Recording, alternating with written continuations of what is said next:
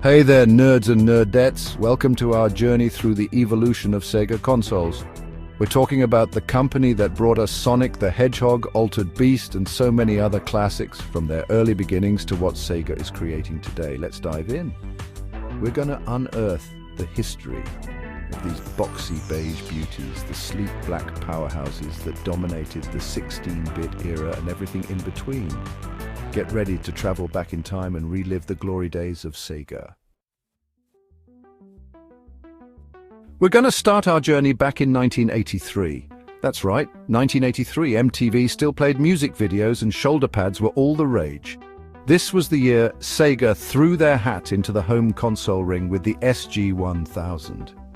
This little system was Sega's first attempt to break into the home console market, and while it wasn't a huge success, it laid the groundwork for what was to come. It wasn't exactly a powerhouse, mind you. We're talking about a time when games came on cartridges the size of your grandpa's hearing aid. But hey, it was a start, right? The SG-1000 introduced the world to some early Sega classics, like a certain speedy blue hedgehog, though he wasn't zipping around yet. Fast forward a couple of years, and we're in 1985. The hair is bigger, the music is louder, and Sega is back with a vengeance. This time they unleashed the Sega Master System upon the world. This was Sega's answer to the Nintendo Entertainment System, and boy did it try to take the NES head-on. We're talking about games like Alex Kidd in Miracle World, Phantasy Star and R-Type. This was Sega trying to carve out its own niche in a market dominated by Mario and his pals. Did they succeed? Well, it depends on who you ask. The Master System had its moments, but it was clear that Sega needed something special to truly compete with Nintendo. Hold on to your hats, kids, because things are about to get real. The year is 1988. The Berlin Wall is about to fall. Milli Vanilli is topping the charts, and Sega unleashes a beast upon the world. The Sega Genesis. This wasn't just another console. This was a 16-bit beast that blew the competition out of the water. The Genesis was a technological marvel that brought us games with incredible graphics, amazing sound, and gameplay that was faster than a caffeinated cheetah. This was the console that introduced the world to Sonic the Hedgehog in all his supersonic glory. Sonic became Sega's mascot and helped the Genesis go toe-to-toe with Nintendo's Super Nintendo. We're talking about classic games like Altered Beast, Streets of Rage, and Gunstar Heroes. This was Sega at its finest. The year is 1994. Green Day is giving us the Dookie, and Sega, well, they're rolling the dice with the Sega Saturn. This was Sega's foray into the world of 32-bit gaming, but it wasn't all smooth sailing. The Saturn was a strange beast, plagued by a complex architecture that made it difficult for developers to create games for. Despite its struggles, the Saturn had its share of loyal fans and some truly amazing games. We're talking about titles like Nights into Dreams, Panzer Dragoon Saga, and Virtua Fighter 2.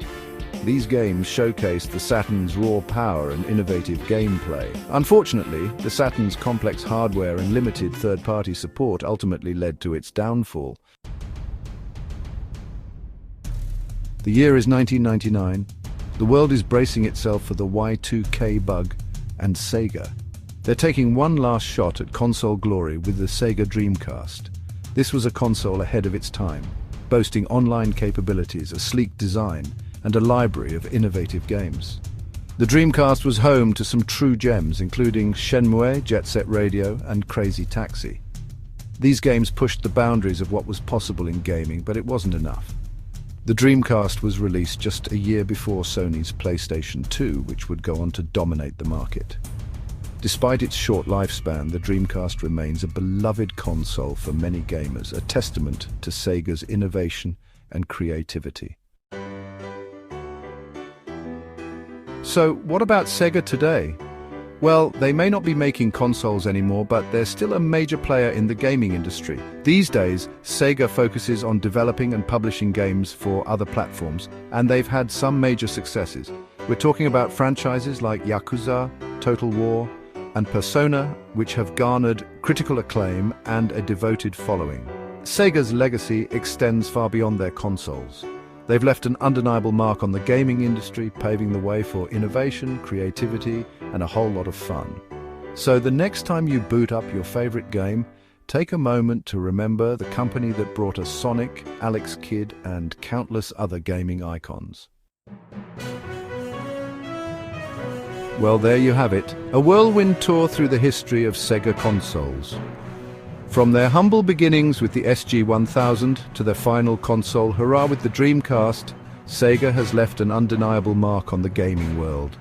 Thanks for joining us on this nostalgic trip through Sega's history. Don't forget to like, subscribe, and comment on your favorite Sega console. Until next time, keep on gaming.